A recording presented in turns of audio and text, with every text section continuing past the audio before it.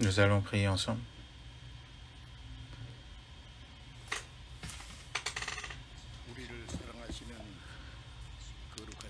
Dieu notre Père, qui est saint et miséricordieux et qui est aux cieux,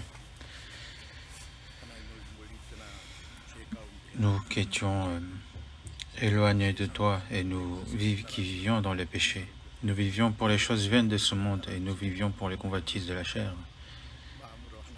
Et nous étions dans le cœur ennemi de Dieu, mais tu as eu pitié de nous. Et par le sang précieux que Jésus a versé sur la croix, tu nous as pardonné de tous nos péchés éternellement et tu nous as sauvés et établis en tant qu'enfants de Dieu sans rien en retour de notre part. Et tu nous as aussi donné l'espérance de rentrer dans le royaume des cieux. Et nous te remercions pour tout cela. À cette heure-ci, nous tous qui avons reçu le salut par le sang précieux de Jésus, nous sommes réunis devant ta parole pour apprendre justement ta parole, pour te louer et pour communier ensemble. Et nous te remercions de nous avoir réunis là. Et nous croyons aussi à ce que tu es avec nous à cette heure-ci. Veille sur chacun d'entre nous. Soutiens-nous par ta main puissante. Et aussi tous les frères et sœurs qui écoutent la parole en ligne ou qui soient, nous te demandons d'être toujours avec eux. Et nous montrons-nous par ta parole et ta grâce que tu veux nous donner à cette heure-ci. Notre chair est faible, mais tu t'occupes de notre faiblesse et tu nous guides vers la justice. Et nous te remettons entre tes mains pour cela. Et que notre cœur et notre vie sanctifie-nous davantage pour que nous puissions vivre en tant qu'enfants de Dieu. Et toutes nos églises qui sont dans le monde, quelle que soit dans la difficulté où ils se trouvent, qu'ils puissent garder leur foi et que tu leur accordes davantage de puissance et de grâce à tous les frères et sœurs et à ceux qui sont malades, d'apporter de la guérison pour qu'ils puissent vivre le reste de leur vie pour l'Évangile et en obéissant à ta parole. Et cette volonté sainte et cette parole sainte, nous te demandons de nous aider, de le comprendre à cette heure-ci. Et nous avons prié au nom du Seigneur Jésus. Amen.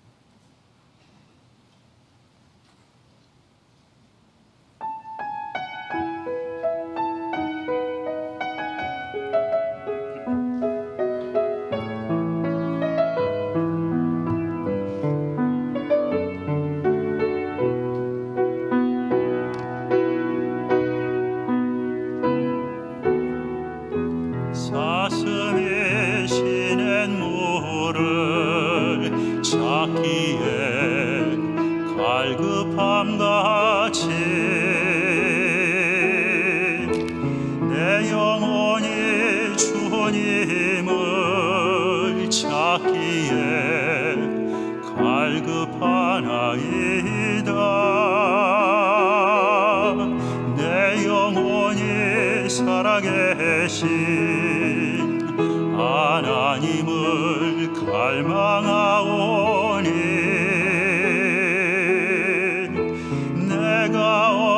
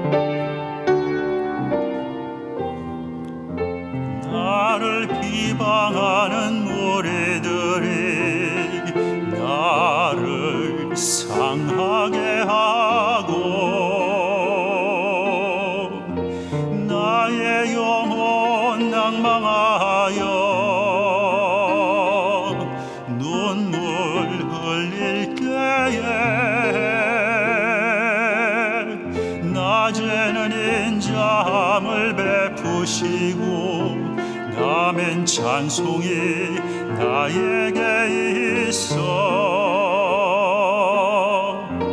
나의 생명 되신 하나님께 내가 기도하리니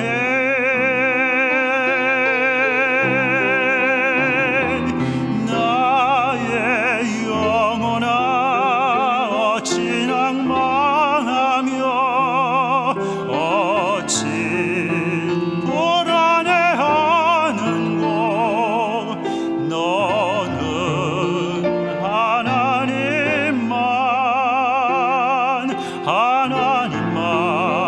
바라라. 나의 영혼아 어찌 낭망하며 어찌 불안해하는고. 내 얼굴을 도우시는 주를 오히려 찬송하리라.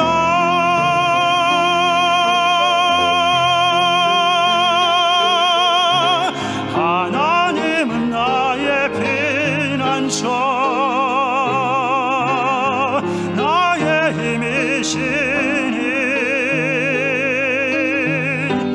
내가 환난 중에 만날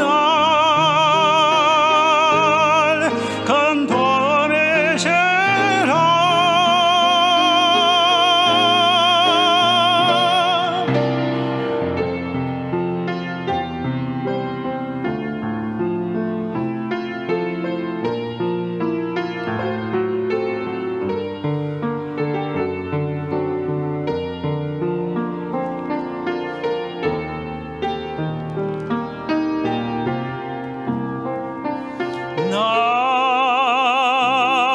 나의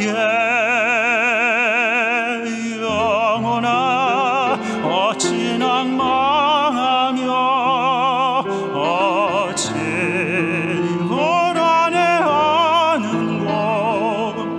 너는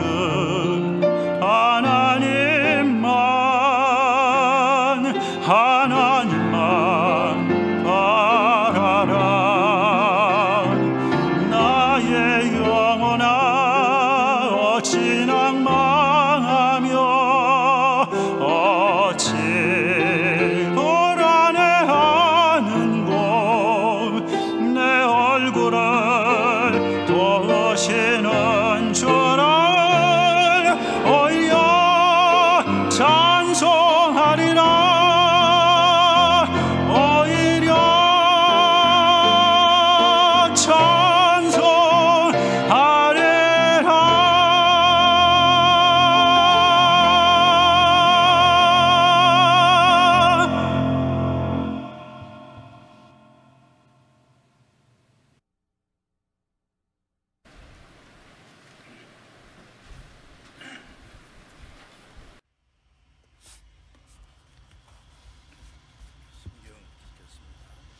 Nous allons voir dans la Bible, Galates chapitre 5. Galates chapitre 5.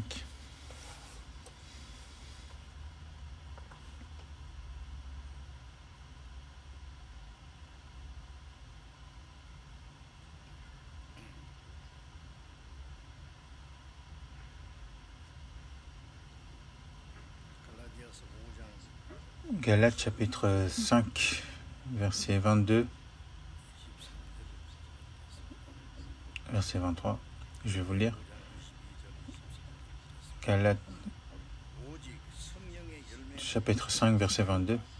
Mais le fruit de l'esprit, c'est l'amour, la joie, la paix, la patience, la bonté, la bénignité, la fidélité, la douceur, la tempérance. La loi n'est pas contre ces choses. Ceux qui sont à Jésus-Christ ont crucifié la chair avec ses passions et ses désirs.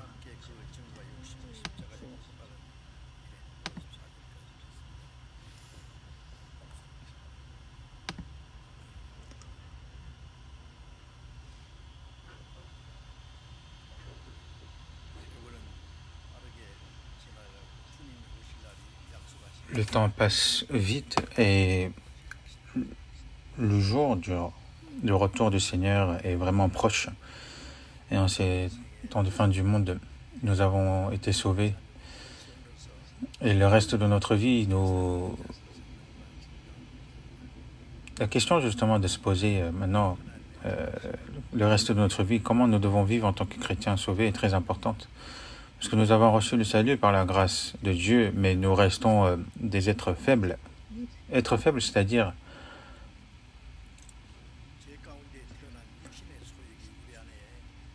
c'est que le désir de la chair qui est né dans le péché, il nous est resté encore. Donc pour écouter la parole de Dieu, pour obéir à la parole de Dieu, on est encore faible.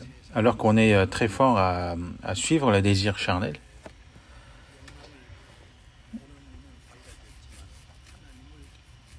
Les yeux qui regardent les convoitises du monde est très éclairé, mais les yeux pour regarder Dieu est encore assombri. Mais donc Dieu soutient notre faiblesse et le reste de notre vie. Pour vivre en tant que chrétien, en tant qu'enfant de Dieu, nous devons prier ardemment à Dieu. Le dimanche, nous continuons à être remplis du Saint-Esprit. Que pensez-vous de cela?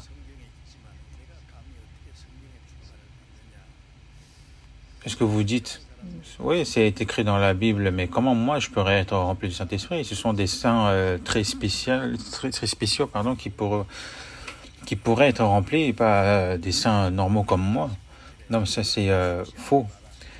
Parce qu'il est écrit dans Éphésiens chapitre 5, verset 18, que ne vous enivrez pas de vin, c'est de la débauche, soyez au contraire remplis de l'Esprit. Cette parole est destinée à tout, s'applique justement à tous les chrétiens sauvés, à tous. Quand on est sauvé et on est devenu enfant de Dieu, nous avons connu la grâce de Dieu et maintenant nous avons en nous le Saint-Esprit. Mais si nous ne sommes pas remplis de l'Esprit, dans ce cas, on sera remplis de la chair. Donc, on ne suivra pas le Saint-Esprit, on suivra la chair.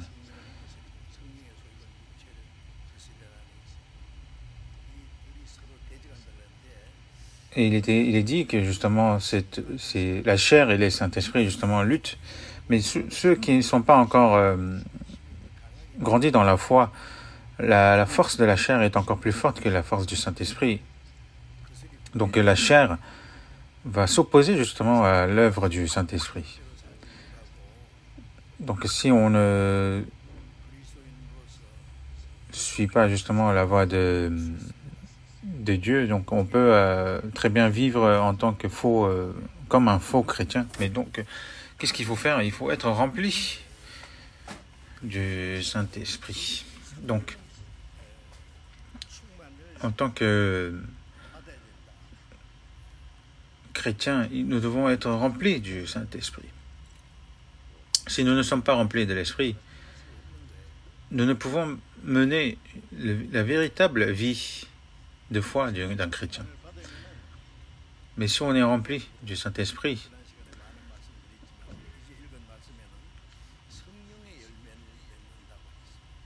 il est dit qu'on va porter les fruits de l'Esprit. Il faut être rempli de l'Esprit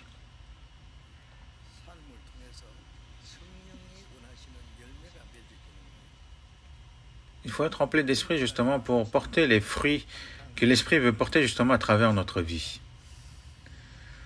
Ne vous enivrez pas de vin, c'est de la débauche, soyez au contraire remplis de l'Esprit.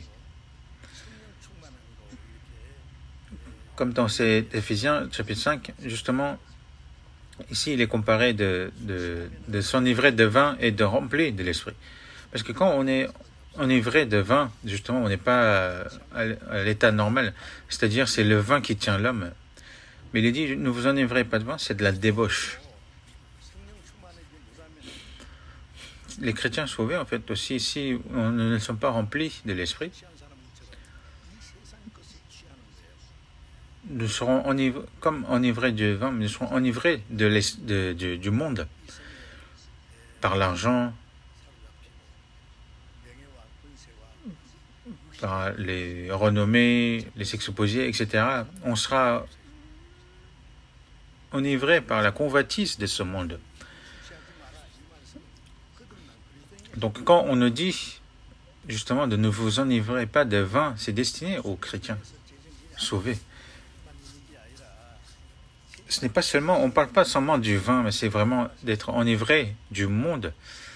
Parce que ceux qui sont enivrés du monde, justement, ne pourront pas vivre selon la directive du Saint-Esprit. Donc il ne faut pas vivre enivré du monde, mais ou alors il faudra vivre en étant rempli de l'esprit et porter le fruit de l'esprit. Donc il faut soit l'un ou l'autre, en fait. On ne peut pas faire les deux choses. Donc, nous, lorsqu'on est né dans ce monde,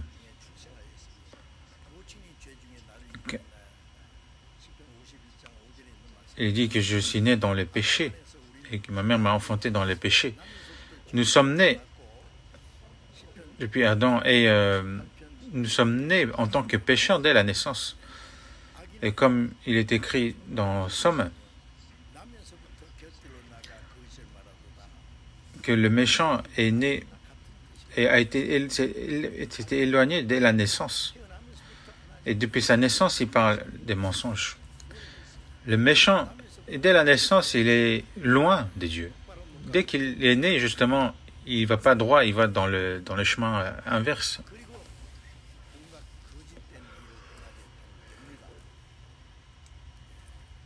Et il fera tout ce qui est de mensonge.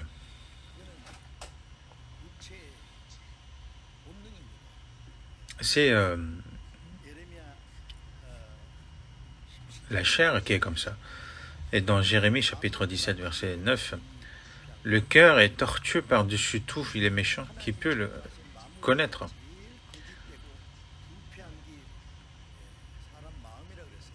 Le cœur de l'homme est tortueux par-dessus tout, toute la création de Dieu.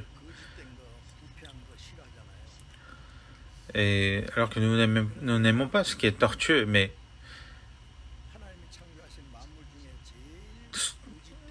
dans la création, dans toutes les créations du monde de Dieu, qu'est-ce qui est le plus tortueux? C'est le cœur.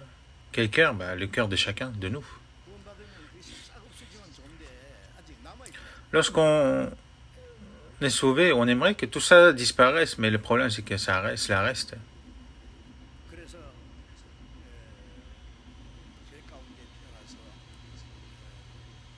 Donc nous sommes nés dans les péchés.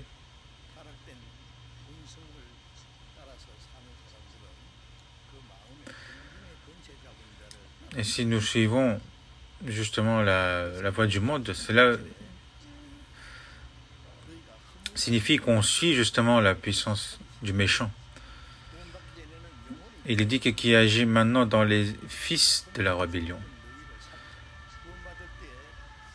Lorsqu'on est sauvé, justement, notre âme qui était morte est ressuscitée. Dans Jean chapitre 5, verset 25, il est décrit où les morts entendront la voix du Fils de Dieu et ceux qui l'auront entendu vivront. Lorsqu'on écoute l'évangile de Dieu et lorsqu'on le comprend, justement, c'est là où notre esprit revit. Lorsque Jésus a dit Lazare sort de là, et il est Lazare qui était mort depuis 4 jours, justement, il s'est ressuscité. C'est lorsqu'on écoute l'évangile et qu'on le comprend, justement, c'est là où notre esprit revit, et c'est le miracle de Dieu. Comment un homme mort pourra-t-il revivre? Sans la puissance de Dieu, ce n'est pas possible. Depuis Adam, nous qui vivions en héritant justement les péchés, maintenant nous sommes ressuscités par le sang du Christ. Et il est dit dans Éphésiens, justement, dans lesquels vous marchez autrefois selon le train de ce monde, selon le prince de la puissance de l'air, l'esprit qui agit maintenant dans les fils de la rébellion. Le prince de la puissance de l'air, donc on parle des diables ici. qui marche justement parmi les morts. Lorsqu'on regarde des documentaires animaux, en fait, lorsque une bête meurt, on voit justement les aigles qui viennent et qui mangent la chair. Donc, parmi les morts, justement, c'est donc dans lesquels vous marchez autrefois, donc parmi les morts, selon le train de ce monde, selon le prince de la puissance de l'air, donc le diable, nous le suivions justement, ce prince de la puissance de l'air, c'est le diable.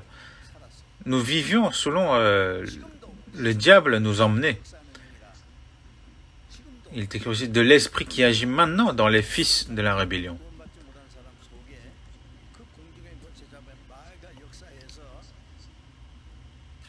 Donc ce prince de la puissance de l'air dans ce diable, encore, et il pousse les gens justement à commettre des péchés qui poussent le cœur justement des hommes. Et ceux qui sont morts dans les péchés justement, lorsqu'ils mourront justement, lorsque la chair mourront, ils auront la deuxième mort qui sera l'enfer. Mais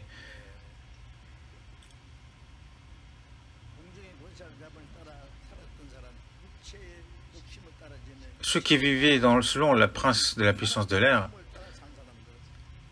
ceux qui vivent justement selon leur convoitise de la chair, justement, étaient des personnes justement destinées à recevoir le jugement de Dieu.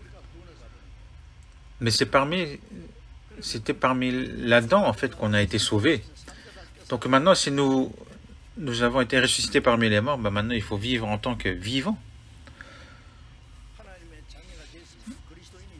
Si nous sommes devenus enfants de Dieu, si nous sommes devenus chrétiens, ben nous devons vivre en tant que chrétiens, non?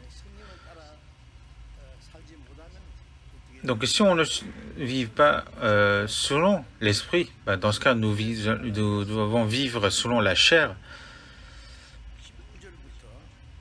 Donc on va lire dans Galates chapitre 5, Galates 5, verset 19. Or, les œuvres de la chair sont manifestes, ce sont l'impudicité, l'impureté, la dissolution, l'idolâtrie, la magie, les inimitiés, les querelles, les jalousies, les animosités, les disputes, les divisions, les sectes, l'envie, l'ivrognerie, les excès de table et les choses semblables. Je vous dis d'avance, comme je l'ai dit, que ceux qui commettent de telles choses n'hériteront point le royaume de Dieu.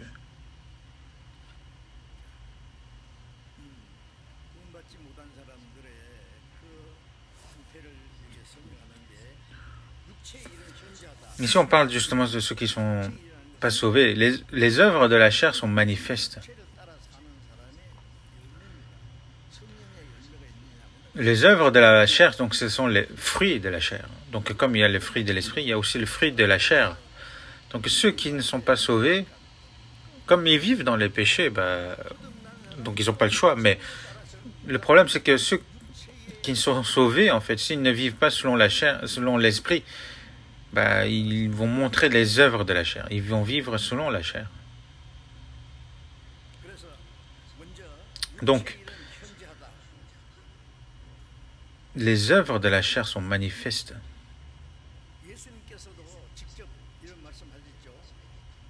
Jésus a dit aussi dans Marc chapitre 7, on va voir ensemble, Marc chapitre 7, l'évangile selon Marc chapitre 7, verset 21.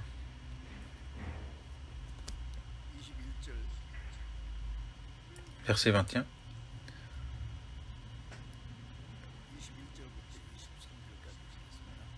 Marc chapitre 7, verset 21 à 23. Car c'est Dieu dedans, c'est du cœur des hommes que sortent les mauvaises pensées, les adultères, les impudicités, les meurtres, les vols, les cupidités, les méchancetés, la fraude, le dérèglement, le regard envieux, la calomnie, l'orgueil, la folie. Toutes ces choses mauvaises sortent du dedans et souillent l'homme.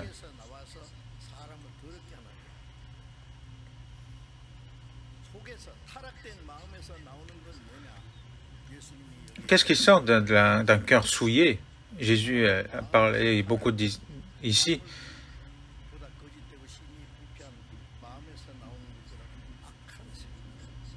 Tout ce qui sort justement du cœur qui est tortueux, il n'y a que des mauvaises pensées qu'il dort ou qu'il est réveillé, c'est que des mauvaises pensées. Il y a aussi les adultères, les péchés adultères justement, ce sont des péchés qu'on commettent particulièrement les pécheurs, les convoitises aussi.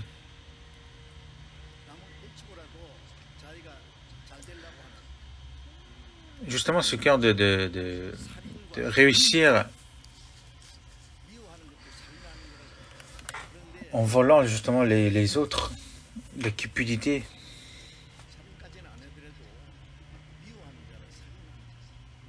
Donc les meurtres, et même si on ne tue pas directement, ceux qui haïssent un frère ou justement est quelqu'un qui a déjà commis le meurtre, il est dit.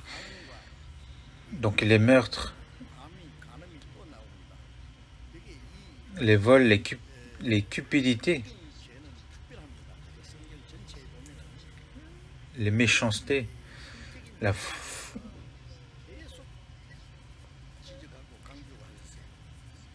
et justement, les péchés concernant les adultères, c'est vraiment particulier, parce que c'est assez répété dans la Bible. Donc,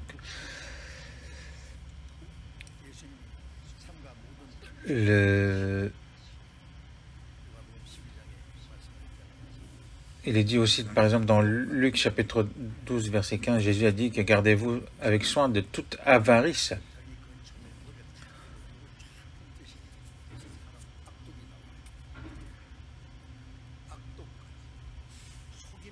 La méchanceté, la fraude, le dérèglement, le regard envieux, la calomnie, l'orgueil, la folie.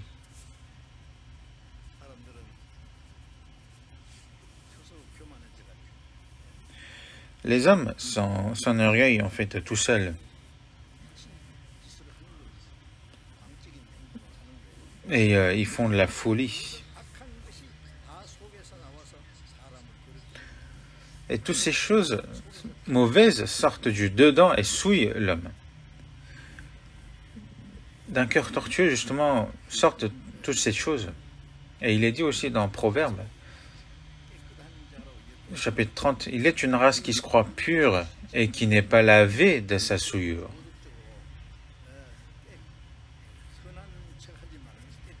Alors qu'on se fait passer comme des êtres saints purs, mais là-dedans, on n'est pas lavé justement de la souillure. Même ceux qui sont sauvés, en fait, il leur reste encore dans le cœur ce genre de choses. Donc,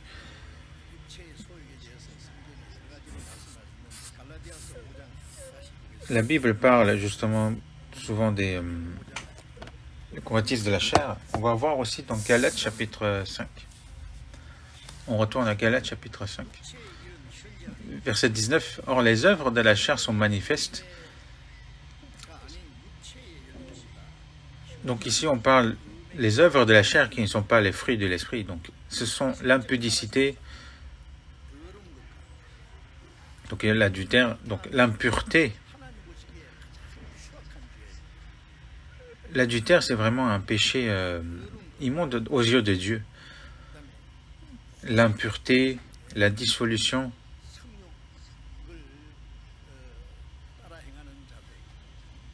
Ceux qui suivent justement l'adultère, l'impudicité, l'idolâtrie,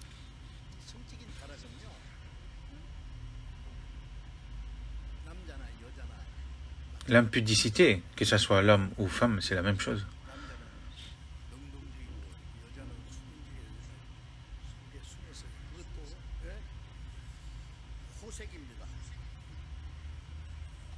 L'impudicité, donc que ce soit l'homme ou femme, donc la dissolution.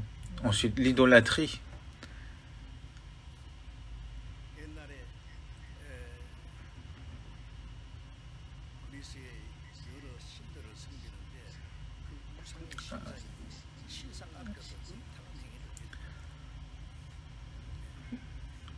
Donc à l'époque des Grecs, en fait, ils avaient beaucoup de dieux. Et justement, devant l'autel, ils faisaient des actes d'impudicité devant leur dieu.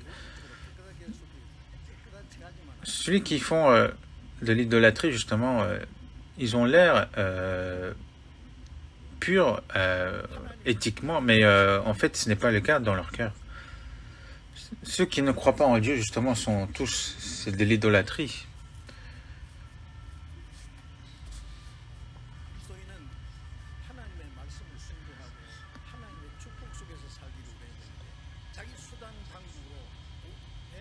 Un chrétien sauvé, il faut qu'il vise selon la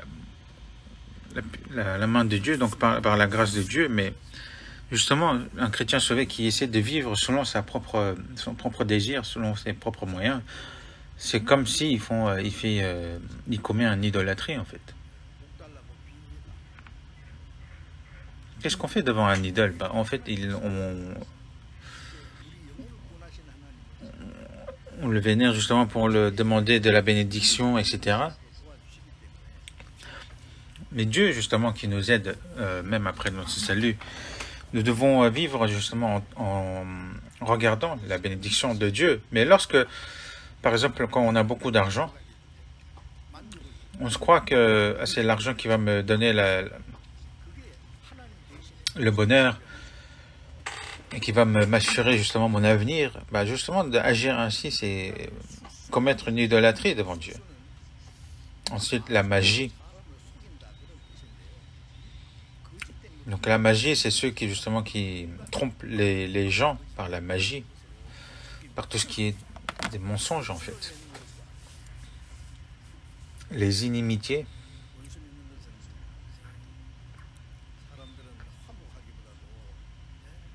En fait, les gens, au lieu d'être dans la paix, justement, ils cherchent des querelles. Ils aiment bien avoir des ennemis. Enfin, c'est pas qu'ils aiment bien, mais ils le suivent, en fait. Ils suivent plus ce genre de choses.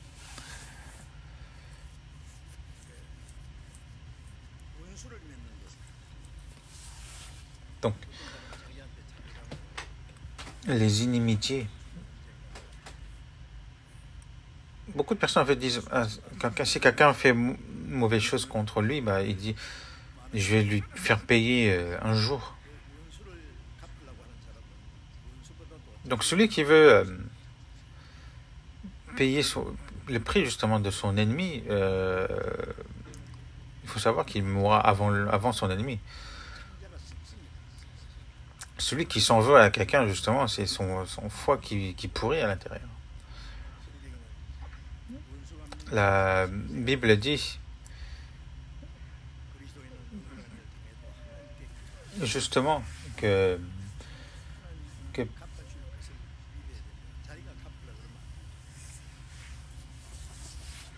payer son ennemi, justement, est à Dieu, ce n'est pas à nous.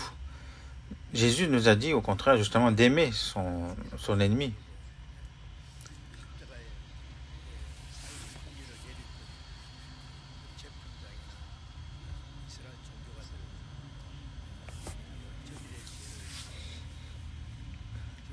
Et lorsque Jésus, justement, il y avait son peuple qui le tuait, qui voulait justement sa mort,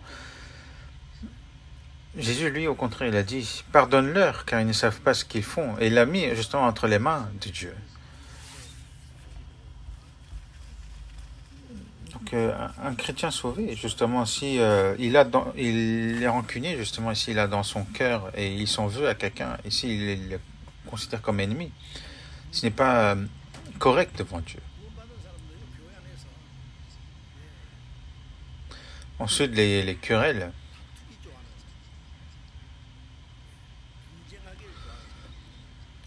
Même au sein de l'Église, justement, il y a des personnes qui aiment les querelles, qui aiment créer des polémiques. Il y a des gens, justement, qui aiment créer ce genre de choses. Mais tout cela vient de la chair. Ensuite, les jalousies, les animosités. L'homme, c'est vraiment bizarre. C'est-à-dire, lorsqu'il y a un homme attristé, il faut s'attrister avec lui, ça c'est assez facile. Mais lorsqu'on est dans la joie, est-ce que on peut être aussi dans la joie avec la personne? C'est difficile. C'est-à-dire, par exemple, si mon voisin achète une terre, bah, je suis jaloux. Pourquoi ne pas être content pour lui? Donc cela vient de la chair. Ensuite, les animosités.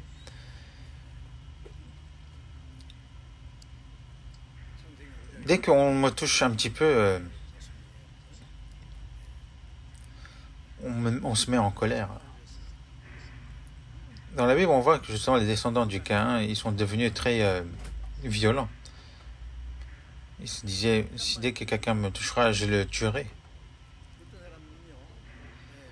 Et certaines personnes, en fait, justement, quand ils sont sur autoroute, et par exemple, s'ils ont un véhicule qui se comporte mal devant lui,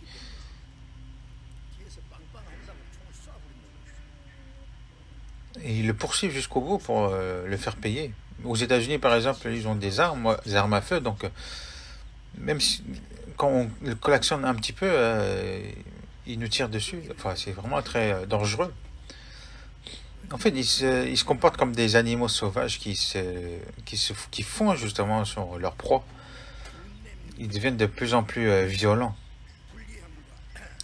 Les disputes, les divisions,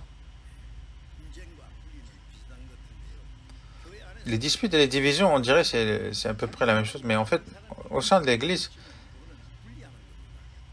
si vous vous mettez seulement avec des personnes que vous entendez bien, bah c'est une division. Vous créez une division. Vous devez vous comporter selon la volonté de Dieu, selon l'esprit. Mais si vous vous comportez selon votre volonté, selon votre propre désir, bah dans ce cas, c'est vous créez des divisions.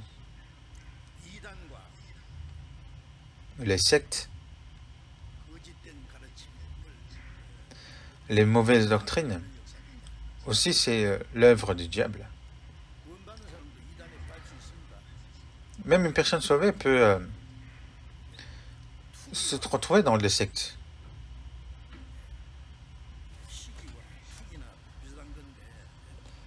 L'envie. L'envie et la jalousie, c'est à peu près la même chose, mais justement, avoir l'envie d'une personne qu'on n'aime pas, qu'on a envie de les écraser, l'ivrognerie, les excès de table. Parce qu'il est dit, ne vous enivrez pas de vin, c'est de la débauche. En plus, c'est vrai qu'il y a parmi les chrétiens, justement, qui boivent de l'alcool. Timothée il était faible de santé, justement. Du coup, l'apôtre Paul lui avait dit, fais usage d'un peu de vin, parce qu'à cause de ton estomac et de tes fréquentes indispositions. Mais pour ceux qui boivent de l'alcool, justement, ce n'est pas pour but de la santé, c'est pour but de s'enivrer, de se retrouver dans un état d'ivresse, justement, pour faire les choses qu'on n'a pas le courage de le faire quand on est en état normal. S'enivrer de vin, c'est de la débauche. Donc, l'ivrognerie, l'excès de table, cela veut dire justement de se comporter comme il veut. Et les choses semblables. Donc, il y a d'autres péchés comme cela. Ici, on ne parle justement de 15 choses des œuvres de la chair, mais après, il y en a plein d'autres aussi. Je vous dis d'avance, comme je l'ai déjà dit, que ceux qui commettent de telles choses n'hériteront point le royaume de Dieu. Donc il dit, je vous dis d'avance, comme je l'ai déjà dit, que ceux qui commettent de telles choses n'hériteront point le royaume de Dieu. Cela veut dire qu'ils ne rentreront pas dans le royaume de Dieu.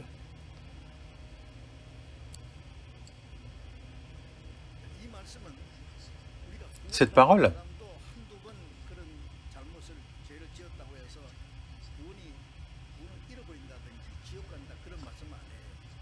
Cela ne veut pas dire, par exemple, aux chrétiens, justement, parce qu'ils ont commis une ou deux fois ce genre de péché, qu'ils vont perdre, justement, l'entrée du royaume des dieux. Mais cette parole,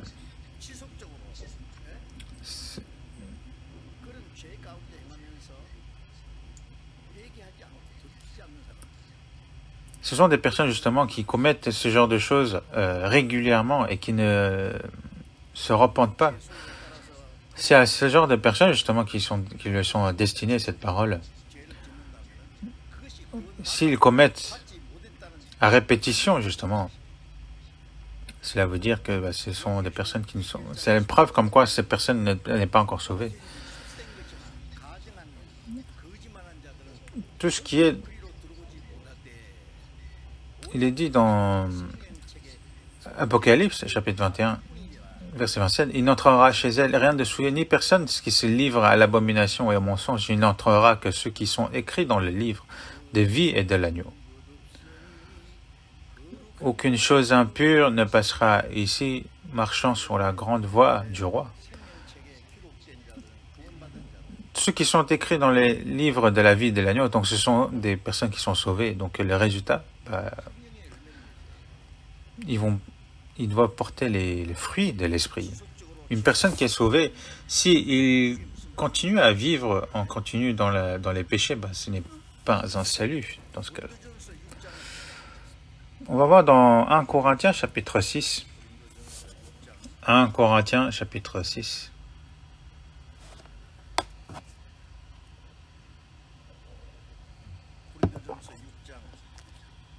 1 Corinthiens chapitre 6, verset 9 jusqu'à verset 11, je vais vous lire. « Ne savez-vous pas que les injustes n'hériteront point le royaume de Dieu? Ne vous y trompez pas, ni les impudiques, ni les idolâtres, ni les adultères, ni les efféminés, ni les infâmes, ni les voleurs, ni les cupides, ni les ivrognes, ni les outrageux, ni les ravisseurs n'hériteront le royaume de Dieu. »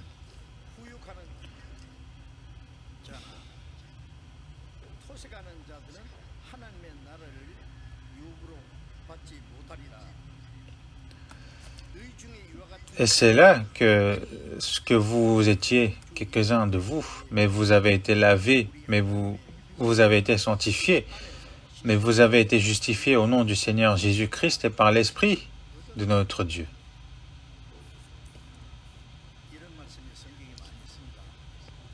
Donc ce genre de parole, il y en a beaucoup dans la Bible.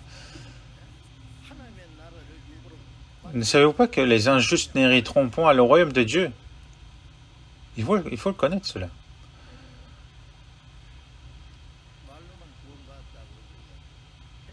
Ce n'est pas seulement par la parole qu'on dit qu'on est sauvé, alors que quand on voit ses œuvres, ce n'est pas du tout le cas.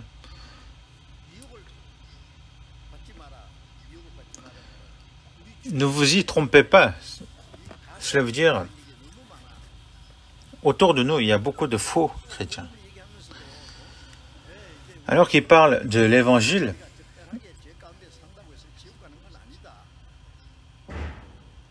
ils disent que maintenant nous sommes sauvés, maintenant donc même si on commet un peu de péché, c'est pas grave, on ira quand même au paradis, donc c'est de la chair, c'est la faible. Donc il se justifie de vivre justement dans la chair. Et lui-même justement, il pense ainsi, il est trompé. Ils se disent, même s'ils se disent chrétiens sauvés, ils font tout et n'importe quoi. Dans ce cas, on ne peut pas dire qu'il est sauvé s'il fait tout et n'importe quoi.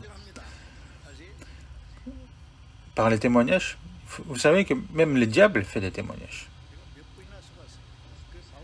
Moi aussi, j'ai été trompé plusieurs fois. Et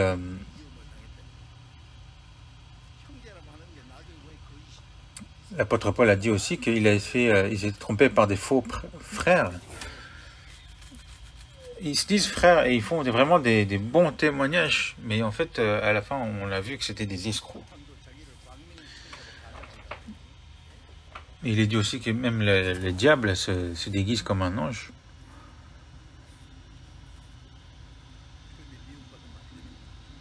Donc il ne faut pas se tromper de ça.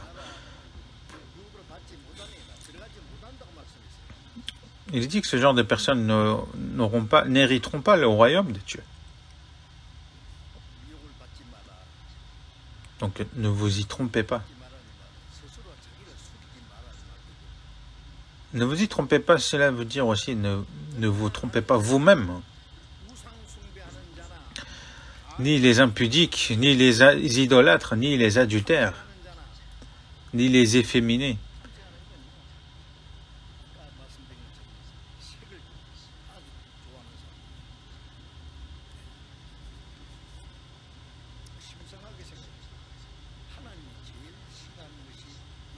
Ni les efféminés, ni les infâmes, justement ceux qui commettent des péchés de l'adultère, des impudiques. Dieu n'aime pas du tout ce genre de péché, parce que Sodome et Gomorrhe, par exemple, eux, étaient détruits par le feu, et c'était le plus grand péché dans cette ville, c'était les péchés impudiques.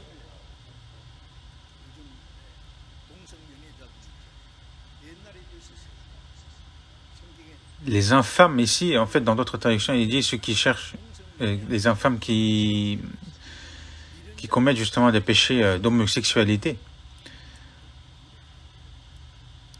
Et justement, à l'époque de l'Ancien Testament, ceux qui commettent des homosexualités, ils étaient lapidés. Mais maintenant, de nos jours, les homosexuels, justement, ils se disent fiers d'eux. Et ils se disent qu'il faut justement qu'ils proclament les lois d'égalité et qu'ils disent que c'est une discrimination le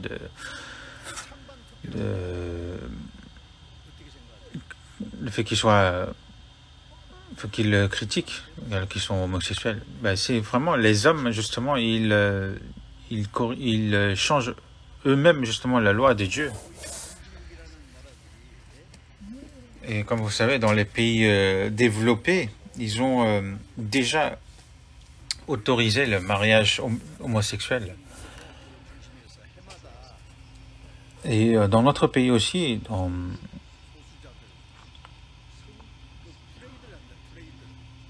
ils font des parades justement des homosexuels.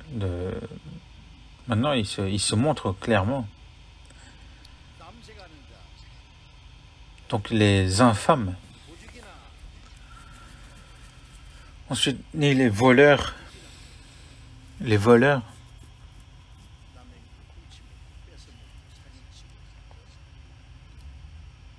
Ceux qui volent les autres, ceux qui escroquent les gens, les cupides, donc ceux qui convoitent les biens des autres. Au lieu de gagner de l'argent en légalité, il n'y a pas de péché. Mais si on gagne par les mensonges, par les escroqueries, donc justement les cupides parlent de ces personnes. Ensuite, les ivrognes, donc les ivrognes, il y en a encore, les outrageux.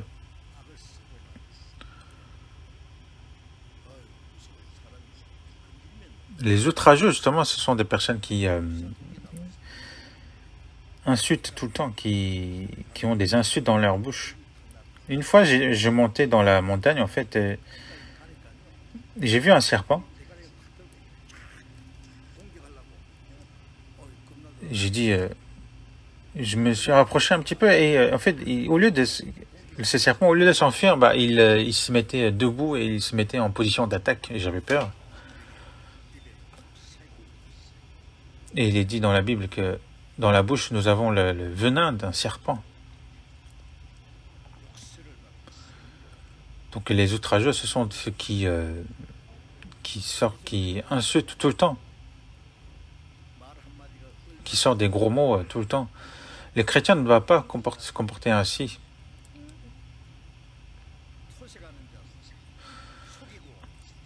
Ce que sort de la bouche de l'homme, justement, représente sa personnalité. Donc, ensuite, les ravisseurs. Donc, ce genre de personnes, justement, n'hériteront le royaume de Dieu.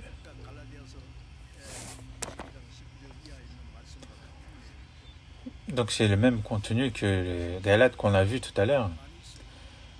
Il y a beaucoup de ce genre de passages dans la Bible. Il dit que justement, ces personnes n'hériteront le royaume de Dieu. Et donc, certaines personnes disent, méprennent cela et disent, ils sont sauvés, mais ils n'ont pas...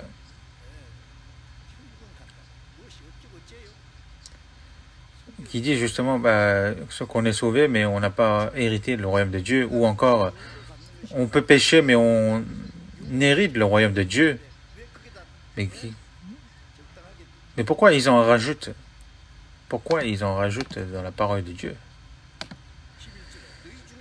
Dans le verset 11, et c'est là ce que vous étiez, quelques-uns de vous, que ce soit les saints de l'Église corinthienne, nous aussi, avant d'être sauvés, certains, oui, ont vécu bien éthiquement, mais il y a aussi des personnes qui ont vécu violemment dans la vie du passé. C'est là ce que vous étiez, quelques-uns de vous. Donc il y a des personnes justement qui ne pouvaient se rapprocher de la porte du royaume de Dieu, mais par le nom de Jésus-Christ. Donc cela signifie, le nom du Seigneur Jésus-Christ, cela signifie la grâce du croix, et par l'Esprit de notre Dieu. Donc nous avons été lavés, nous avons été sanctifiés, nous avons été justifiés par le sang précieux de Jésus. Il nous a pardonné les péchés de nos péchés éternellement, il nous a purifiés éternellement. Nous avons été sanctifiés par le Saint-Esprit. Et au nom du Seigneur Jésus, nous avons été justifiés. Donc parmi nous, nous avions ce genre de personnes. Ça, nous le reconnaissons parfaitement. Mais par le nom du Seigneur Jésus-Christ, par l'Esprit de notre Dieu, nous avons été lavés, sanctifiés et justifiés. Donc ça, c'est une personne qui est sauvée. Dans ce cas maintenant, qu'est-ce qu'il faut faire? Il ne faut plus commettre ce genre de choses.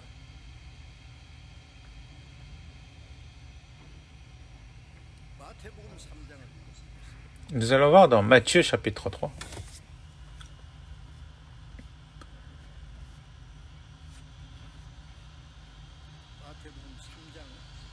Matthieu chapitre 3.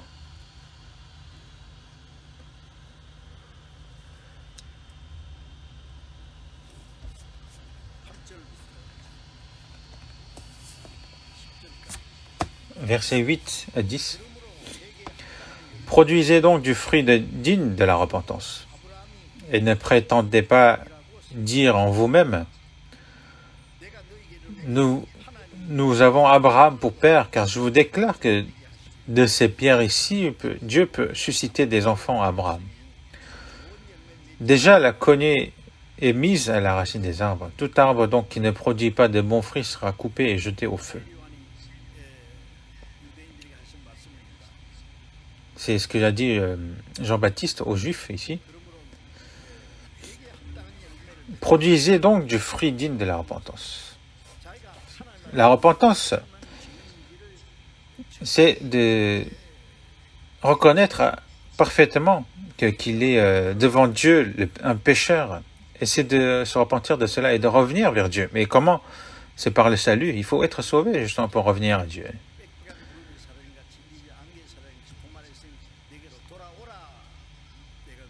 Il dit, j'efface tes transgressions comme un nuage et tes péchés comme une nuée. Reviens à moi car je t'ai racheté. Si Dieu n'a pas racheté, comment nous pouvons revenir vers Dieu? Dans Luc, on voit justement le fils qui a dépensé tous les biens de son père. Et lorsqu'il va retourner à son père, il dit, je vais retourner à mon père, parce qu'il est un père de grâce. Donc il est retourné vers son père, en se retrouvant justement, en découvrant justement son état, et de revenir vers son père, justement, c'est ça, de revenir.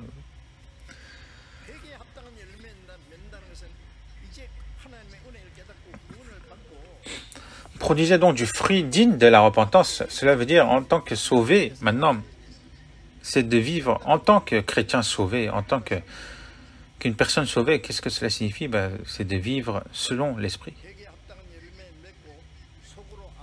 Produisez donc du fruit digne de la repentance et ne prétendez pas dire en vous-même, nous avons Abraham pour père. Les Juifs, ils disent justement depuis Abraham, ils sont un peuple choisi.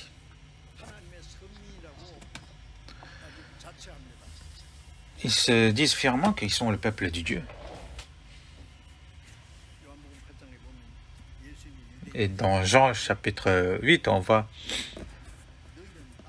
que Jésus qui dit aux Juifs, « Vous faites des œuvres de votre Père. » Et les Juifs répondirent, « Nous ne sommes pas des enfants illégitimes, nous avons un seul Père, Dieu. » Mais qu'est-ce que Jésus a dit? « Vous avez pour père le diable et vous voulez accomplir les désirs de votre Père. » Je vois ce que vous faites. Et vous n'êtes pas des enfants d'Abraham. Alors qu'ils disent, si nous sommes des enfants d'Abraham, nous avons un seul Père, Dieu. Et que justement, le Dieu est notre Père. Mais Jésus leur dit, vous avez pour... C'est dans Jean chapitre 8, verset 44, il est écrit, vous avez pour père le diable et vous voulez accomplir les désirs de votre père. En voyant ce que vous faites, vous êtes enfant du diable.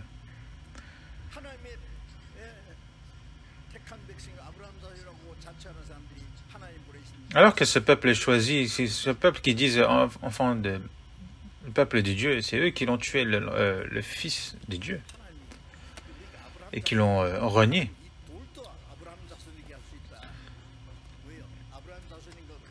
Il dit que, car je vous déclare que c'est Percy, Dieu peut susciter des enfants à Abraham. Être enfant d'Abraham, être enfant de Dieu, peuple de Dieu, c'est rien. Cela ne veut rien dire. De nos jours, regardez les chrétiens. Quand ils vont à l'église,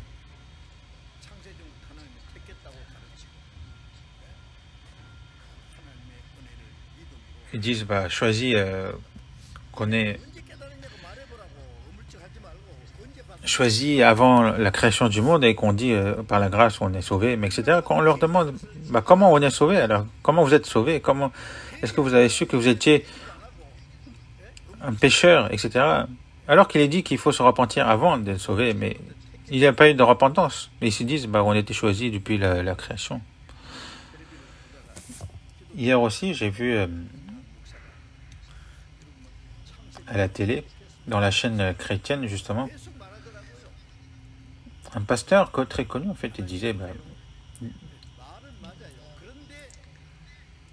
avant la création du monde, on était choisis, etc.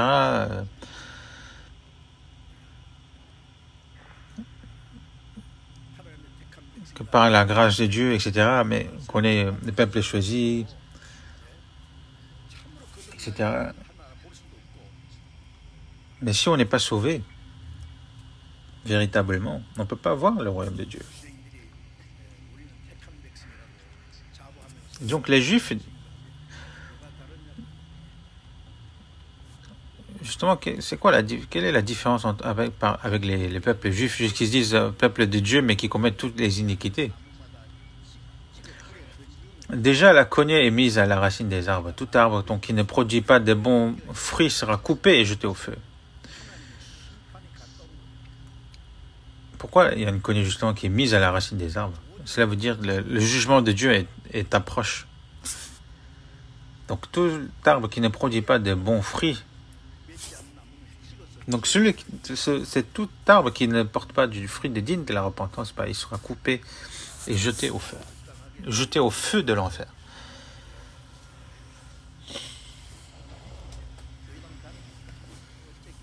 Ce n'est pas en disant, ah, mais je vais aller à l'église, oh, c'est ce que je crois. Ce n'est pas comme ça, ce n'est pas en étant flou comme ça qu'on passe. Il est dit dans 2 Corinthiens chapitre 13 verset 5, examinez-vous vous-même pour savoir si vous êtes dans la foi. Cela veut dire d'examiner en détail à travers la parole. Parfois nous faisons des tests de santé justement pour voir si on est en bonne santé ou non.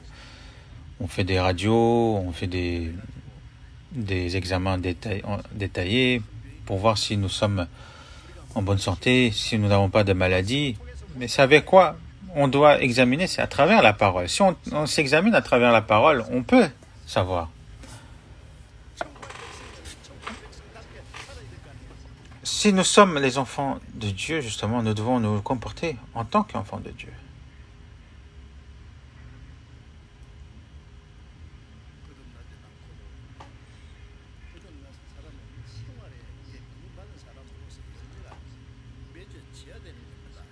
En tant que chrétien sauvé, justement, il faut porter des fruits dans la vie, justement, dans la vie de foi, en tant que chrétien sauvé. On va voir dans Romains chapitre 6. Romains chapitre 6, verset 20.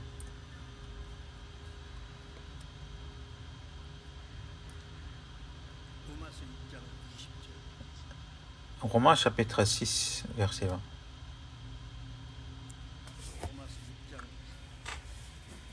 Romains chapitre 6, verset 20. Car lorsque vous étiez esclaves du péché, vous étiez libres à l'égard de la justice.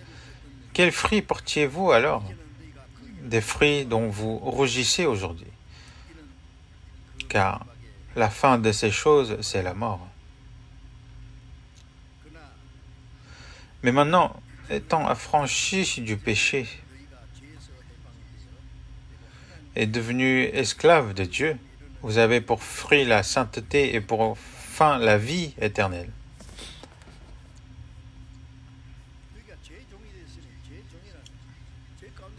Vous êtes esclave du péché. Parce que l'esclave, il fait ce que le maître lui dit.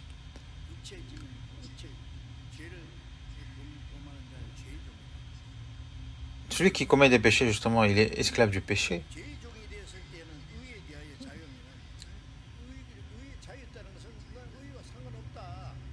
Lorsque vous étiez esclave du péché, vous étiez libre à l'égard de la justice.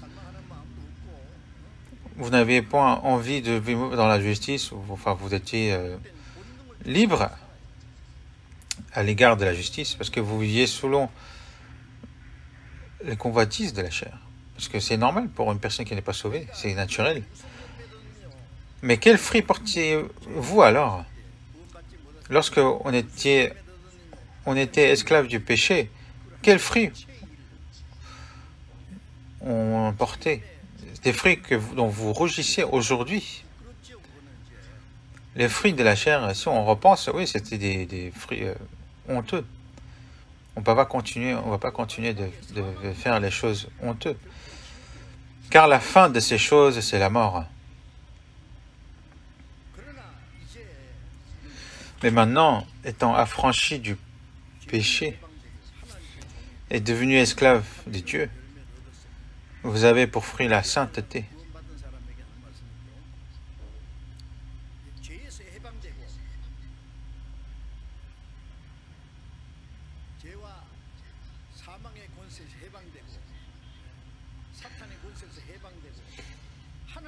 Maintenant, nous avons été affranchis du péché, affranchis du diable, et nous sommes devenus esclaves de Dieu. Maintenant, nous sommes devenus esclaves qui doivent obéir à notre Maître qui est Dieu. Vous avez pour fruit la sainteté. Et nous devenons de plus en plus saints comme Dieu. Et dans la parole de Dieu, il est dit, je suis saint, donc vous aussi, soyez saints.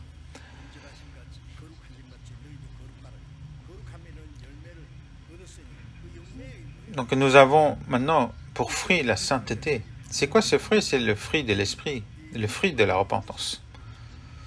Et pour fin, la vie éternelle.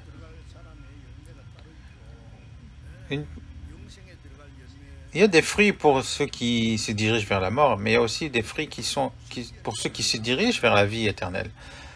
Et vous, dans votre vie quotidienne, qu'est-ce que vous portez comme fruit?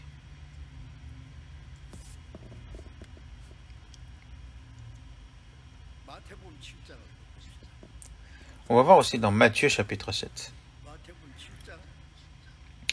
Matthieu chapitre 7. Verset 16. Versets 16 à 20. Vous les reconnaîtrez à leurs fruits. Cueille-t-on des raisins sur des épines ou des figues sur des chardons?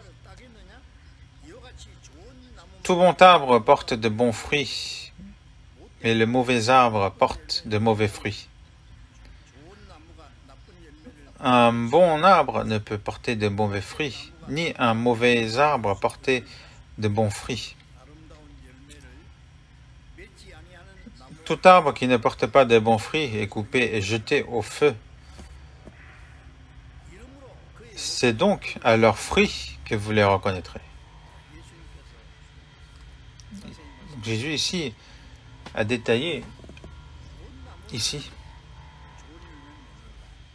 qu'un bon arbre porte des bons fruits, mais le mauvais arbre porte de mauvais fruits. Il dit, cueille-t-on des raisins sur des épines ou des figues sur des chardons? Donc tout bon arbre porte de bons fruits, mais le mauvais arbre porte de mauvais fruits. Un bon arbre, lorsqu'on est sauvé, maintenant nous sommes reliés avec la vie du Seigneur. C'est par la vie, par la grâce qu'on reçoit de l'Esprit. Et nous devenons un bon arbre. Maintenant, nous devons porter de bons fruits aux yeux de Dieu.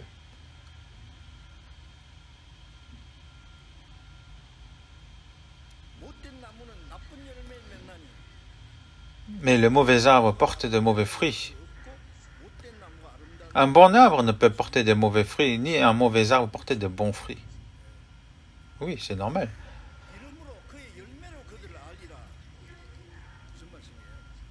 Et c'est donc à leurs fruits que vous les reconnaîtrez. Qu'est-ce que cela signifie? C'est quoi les fruits? Lorsqu'on est sauvé, nous avons reçu la vie du Dieu, nous avons l'Esprit de Dieu qui est en nous, qui nous change notre cœur. Si notre cœur change, c'est notre vie qui change. Et maintenant, nous sommes dignes justement de porter de bons fruits aux yeux de Dieu. Si tout arbre qui ne porte pas de bons fruits est coupé et jeté au feu. Ce genre de paroles continuent. Il y en a beaucoup. Est-ce que ça n'a pas de lien avec vous? Si vous portez de bons fruits, oui, tant mieux.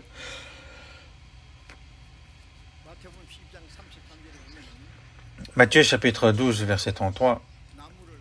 Ou dites que l'arbre est bon et que son fruit est bon, ou dites que l'arbre est mauvais et que son fruit est mauvais, car on connaît l'arbre par le fruit. Si on regarde les œuvres de la personne, on peut voir si c'est un vrai chrétien ou un faux chrétien, s'il est vraiment enfant de Dieu ou non. S'il est une personne digne d'aller dans le paradis ou non, on peut le connaître. Mais ce n'est pas une raison pour laquelle il faut juger la personne avec cela, mais tout bon arbre, en fait, il faut qu'il grandisse pour porter des fruits. Quand on est sauvé, c'est l'Esprit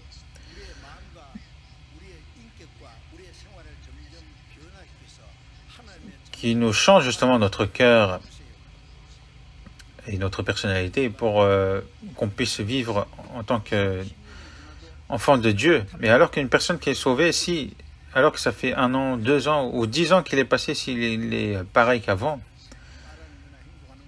ce qu'il pense, ce qu'il dit, ce qu'il fait, c'est toujours la même chose. Pourquoi?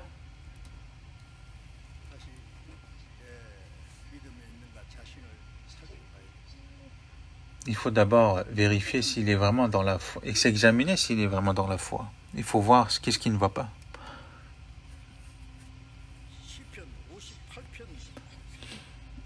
Regardons Somme chapitre 58.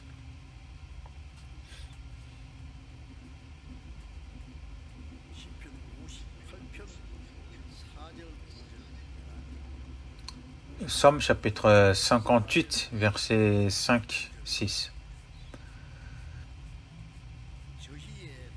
Et ils ont un venin pareil au venin d'un serpent, d'un aspic sourd qui ferme son oreille, qui n'entend pas la voix des enchanteurs du magicien le plus habile.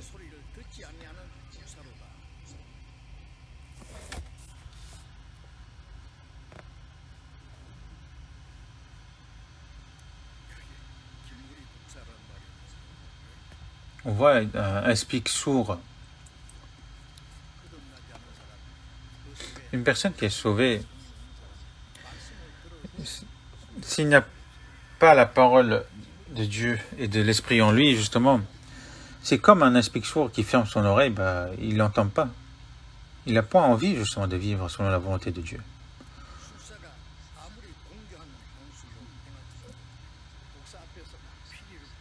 Qui n'entend pas, justement, la voix des enchanteurs du magicien le plus habile.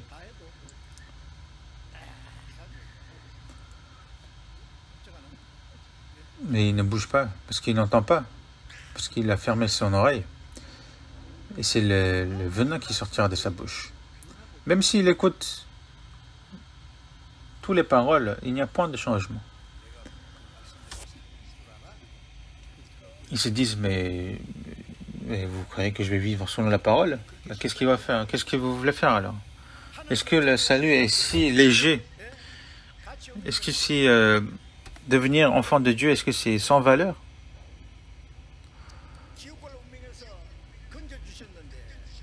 Alors que Dieu nous a sauvés du destin d'aller en enfer, nous a établis en tant qu'enfants de Dieu, nous a donné l'espérance du royaume de Dieu.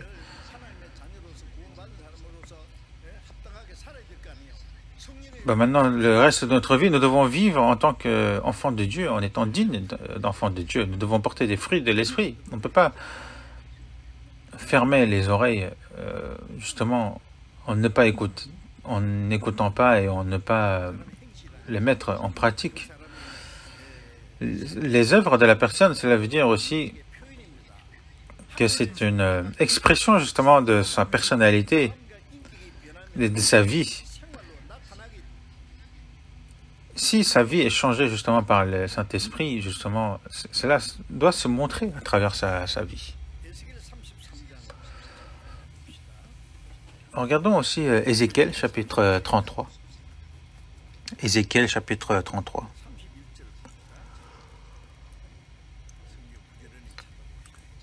Verset 31.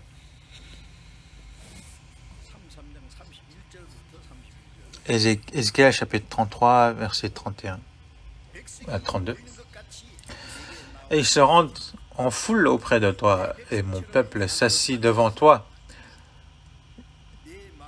Ils écoutent tes paroles, mais ils ne les mettent point en pratique, car leur bouche en fait un sujet de moquerie, et leur cœur se livre à la cupidité.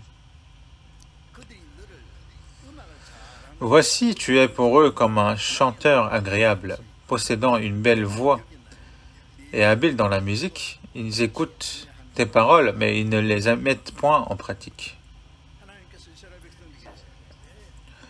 Donc Dieu dit au peuple d'Israël, à travers Ézéchiel, justement, il dit,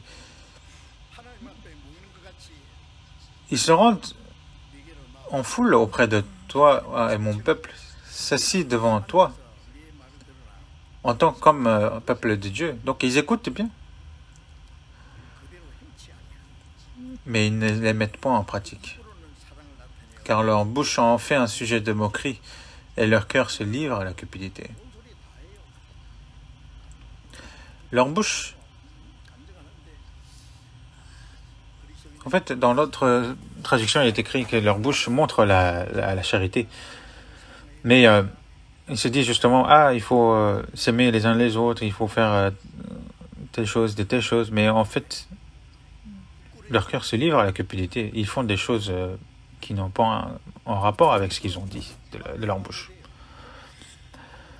qui ne pourra pas dire des choses par la bouche? On peut se montrer la charité par la bouche, mais leur cœur se livre à la cupidité.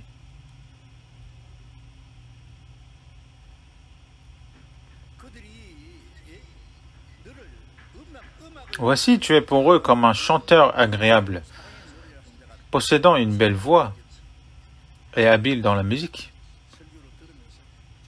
En fait, en écoutant la parole, ils disent « Ah, c'est très bon sermon, c'est bien, c'est bon. »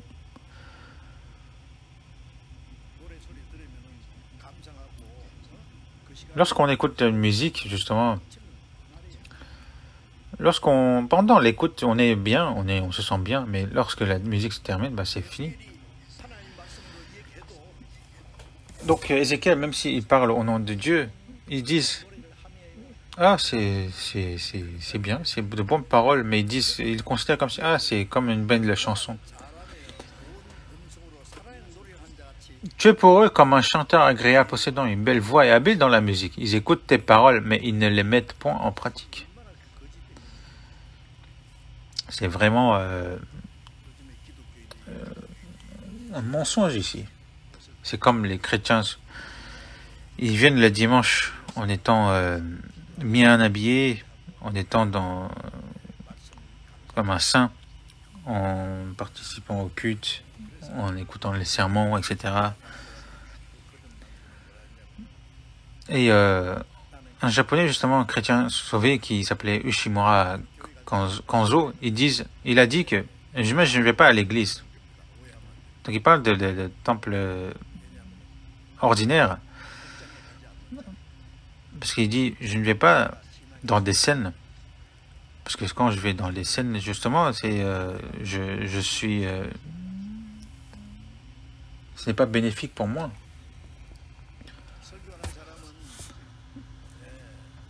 Une personne qui prêche la parole, c'est comme s'il faisait un one-man show. Il est comme un acteur qui joue son rôle. Et après, ceux qui écoutent, ils sont des spectateurs. Et dès que c'est fini, c'est terminé. Parce que la scène est terminée. C'est comme ça qu'il pensait, en fait. C'est ce qu'il disait dans son livre. Parce que j'avais lu son livre.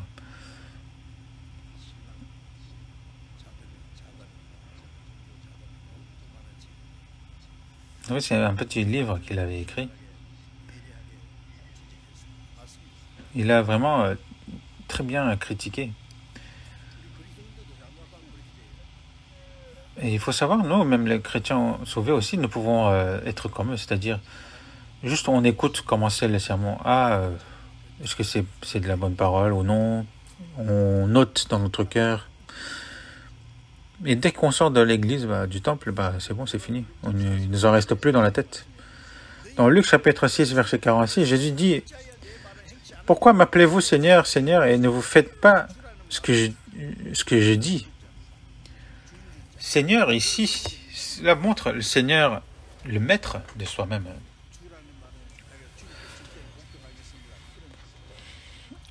D'appeler Seigneur, cela signifie justement de l'obéir à sa parole. Mais vous dites, vous m'appelez Seigneur, Seigneur, et ne faites-vous pas ce que je dis.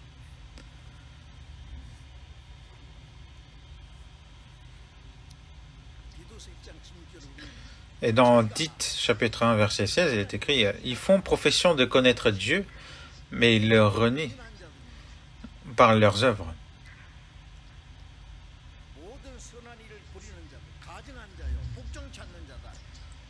Étant abominables, rebelles et incapables d'aucune bonne œuvre. Alors qu'ils font profession de connaître Dieu par la bouche, mais ils renient par leurs œuvres. Nous, les chrétiens, on se dit justement, je suis sauvé et vous aussi vous devez être sauvés. Vous savez ce qu'ils disent?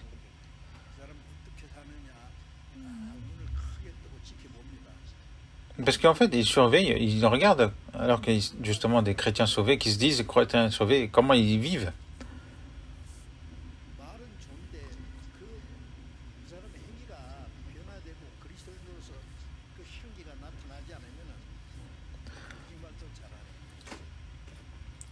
Justement, si on ne voit pas dans sa vie justement le parfum du chrétien sauvé, bah, ils se disent, ils vont se dire, lui, il raconte des mensonges en fait. Toi, crois, moi, je vais pas croire ce que tu crois. Et dans 2 Timothée, chapitre 3, verset 5, il est écrit, ayant l'apparence de la piété, mais rognant ce qui en fait de la force, éloigne-toi de ces hommes-là. Ils ont l'apparence de la piété, ils ont l'apparence de croire en Dieu, ils ont l'apparence d'être proches de Dieu, mais en fait, dans leur cœur, ils sont loin de Dieu. Ils ont l'apparence de piété, mais en rognant ce qui fait de la force. Éloigne-toi de ces hommes-là.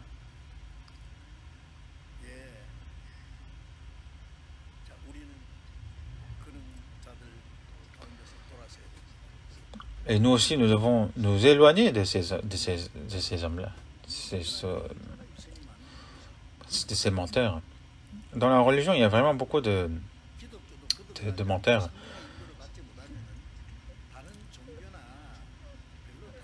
Si on n'est pas sauvé dans le christianisme, si on n'est pas sauvé, si on n'est pas conduit par le Saint-Esprit, cela ne change pas d'autres religions.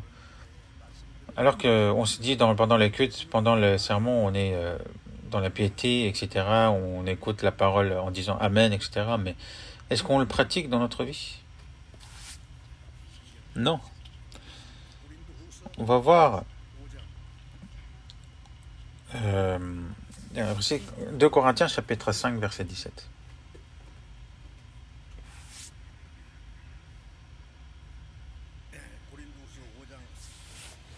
2 Corinthiens chapitre 5 verset 17. Si on va lire ensemble, si quelqu'un est en Christ, il est une nouvelle créature. Les choses anciennes sont passées, voici toutes choses sont devenues nouvelles. Si quelqu'un est en Christ,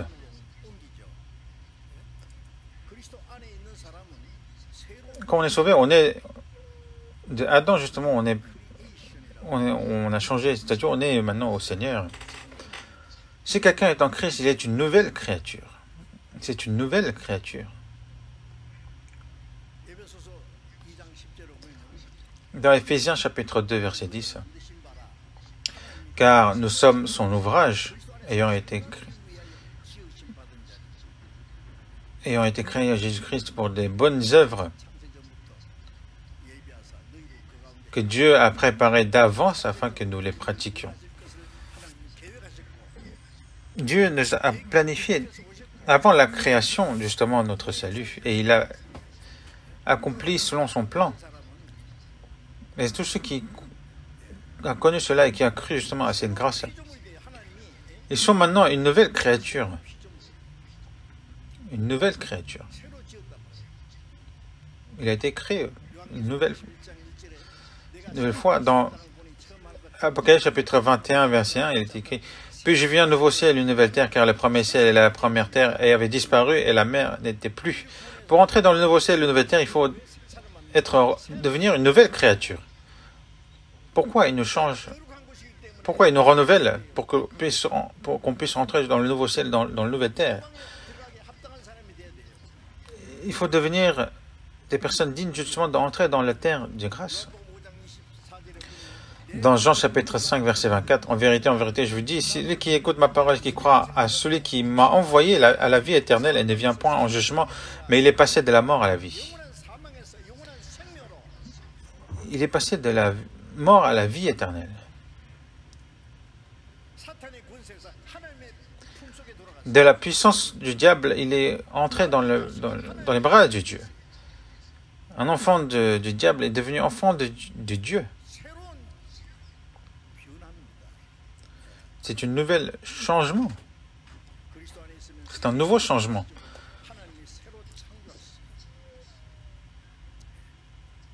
Donc, si quelqu'un est en Christ, il est une nouvelle créature. C'est Dieu qui l'a créé. Maintenant, on a une vie éternelle, une espérance éternelle. Maintenant, notre but de la vie a changé. Notre critère de la vie a changé.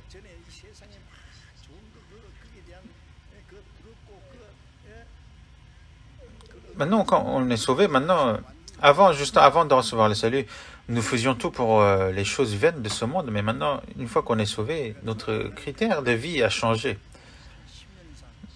J'ai commencé à fréquenter l'église depuis mes années de lycée et j'étais devenu une personne fidèle à l'église et j'étais allé faire apprendre justement sur la religion dans l'université. J'ai étudié pendant 4 ans à l'université sur le christianisme. Et j'étais zélé justement dans l'évangélisation, que ce soit pendant les vacances, où je vais dans les campagnes pour évangéliser, etc. Je me disais que j'étais vraiment dans la piété, je vivais bien.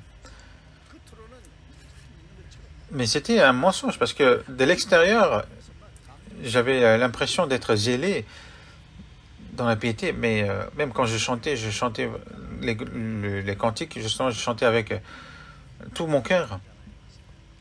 Et je vous ai dit aussi, mais quand j'étais enfant, justement, j'étais vraiment pauvre.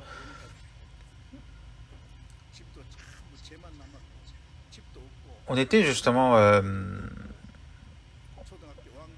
quand j'avais mes 4 ans, enfin, quand j'étais ma primaire, j'ai commencé à travailler parce qu'on n'avait pas d'argent dans la famille. J'ai vraiment tout fait. J'ai vendu enfin, j'ai fait tourner les journaux, j'ai vendu des bonbons, j'ai tout vendu. Et je me disais, je vais réussir dans ma vie. J'étudiais sans relâche, j'ai pas dormi. Mais c'était pas pour Dieu, c'était pour moi-même. Parce que j'enviais beaucoup de choses. Quand je vois des belles maisons, je me disais, c'est vraiment, ça a l'air vraiment bien. Quand est-ce que je vais vivre dans ce genre de maison? J'enviais vraiment tellement de choses.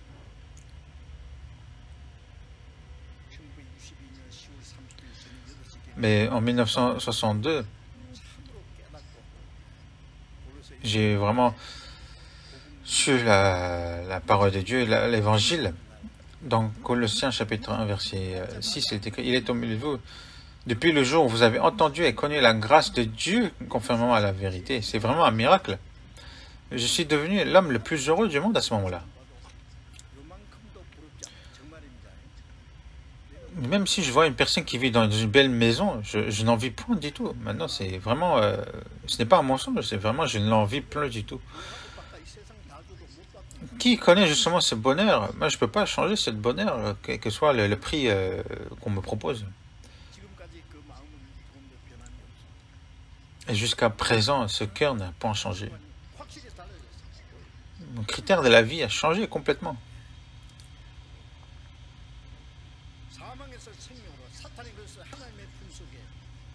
De la mort à la vie du diable dans le cœur de Dieu. Maintenant, j'ai une espérance éternelle et j'ai un critère de vie certaine. Maintenant, ma vie change. Est-ce que c'est quelque chose de spécial? Non, c'est normal, c'est quelque chose de naturel.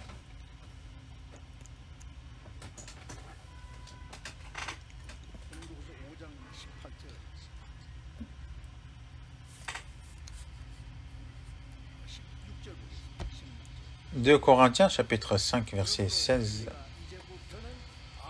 Ainsi, dès maintenant, nous ne connaissons personne selon la chair. Et si nous avons connu Christ selon la chair, maintenant, nous ne le connaissons plus de cette manière. Nous ne connaissons personne selon la chair. Qu'est-ce que cela signifie? Selon la chair, qu'il soit beau ou pas beau, qu'il soit éduqué ou pas éduqué, qu'il soit une bonne personne dans la personnalité ou non, qu'il soit riche ou pauvre,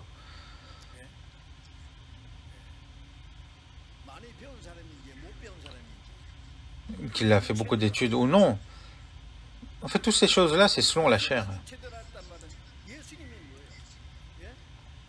Mais si nous avons connu Christ selon la chair, Christ a vécu pendant 30 ans, justement, en tant que fils diviniste, justement, en tant que pauvre. Et il avait aussi comme disciples des personnes qui n'étaient pas très éduquées. Il a été on lui a donné, par l'injustice, justement, il a été crucifié par la croix.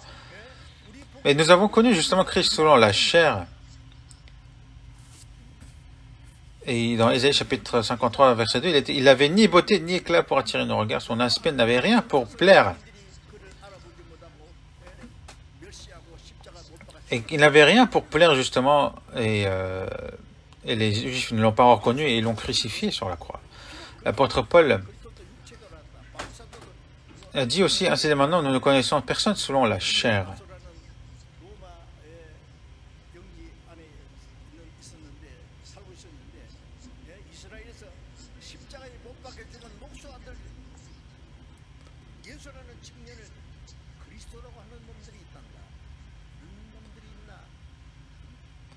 Justement, dans la région de Rome, à l'époque, justement, il disait, bah, il y a des gens qui disent que Christ, qui est né en tant que fils d'ébéniste, justement, et qui est le Christ, bah, c'est pas normal de dire ça, donc il faut les tuer.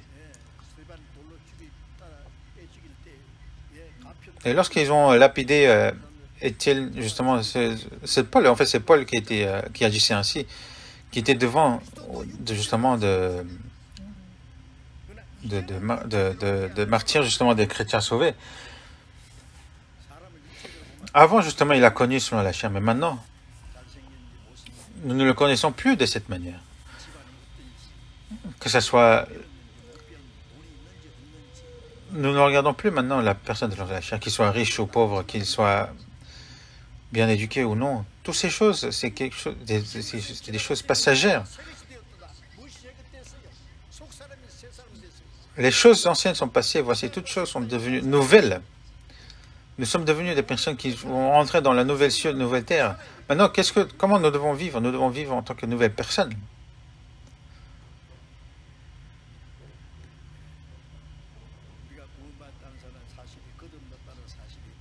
Le fait que nous sommes sauvés, le fait que nous avons reçu le salut, c'est quelque chose d'énorme. Et nous avons reçu comme héritage le royaume des cieux. Et c'est quelque chose d'incroyable. Et comment, justement, nous pouvons vivre comme les personnes qui vont en enfer, qui ne sont pas sauvées? Comment est-ce possible? Maintenant, nous devons porter les fruits de l'esprit.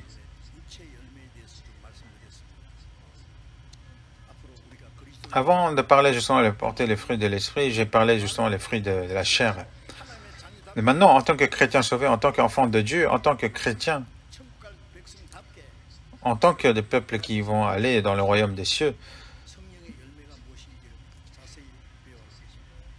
et nous devons apprendre plus en détail qu'est-ce qui est le fruit de l'esprit. Nous allons prier ensemble. Dieu notre Père, qui est miséricordieux, dans ces temps de fin du monde que tu as décidé, le temps de grâce que tu ne patientes, justement, se terminera bientôt.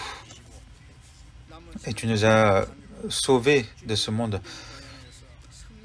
Et tu nous as accordé justement le reste de notre vie pour vivre en tant qu'enfant de Dieu, en tant que chrétien sauvé. Et que ta grâce justement de nous accorder cela, nous te remercions. Et en tant qu'enfant de Dieu, en tant que chrétien, aide-nous à vivre selon l'esprit et qu'on puisse aussi porter de bons fruits qui soient agréables aux yeux de Dieu. Et dirige-nous pour cela dans la parole et dans la grâce. Et nous avons prié au nom de Dieu, Seigneur Jésus. Amen.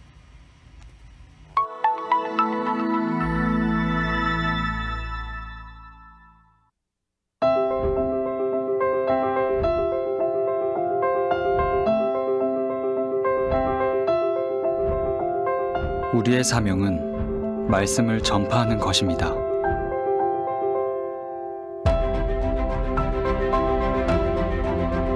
그리고 이 사명은 때와 장소를 가리지 않습니다.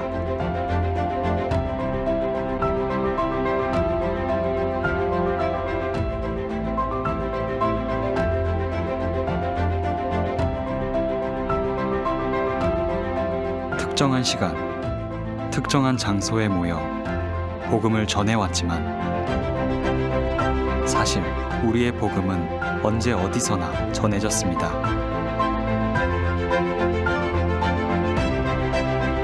감옥에서도, 핍박과 환난 속에서도, 오해와 배척 속에서도 복음의 역사는 멈추지 않았습니다.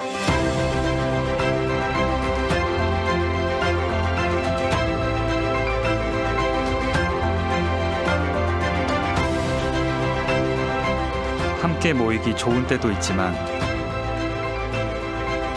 어려운 때도 있습니다.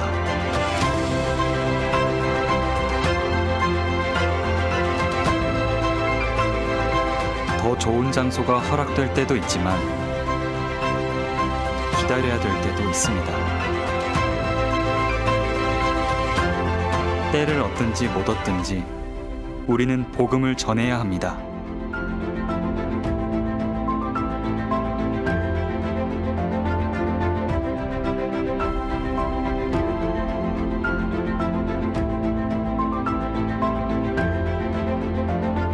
때를 얻든지 못 얻든지, 전도하기 좋은 때든지 아니면 악조건이든지를 막론하고 복음을 전하기를 힘써라고 부탁하셨습니다. 우리가 자유롭게 전도할 수 있는 때가 있는가 하면은 전도하기 어려운 정말 악조건인 때도 많습니다. 그러나 어떤 경우에든지 항상 전도하기를 힘써라고 했어요.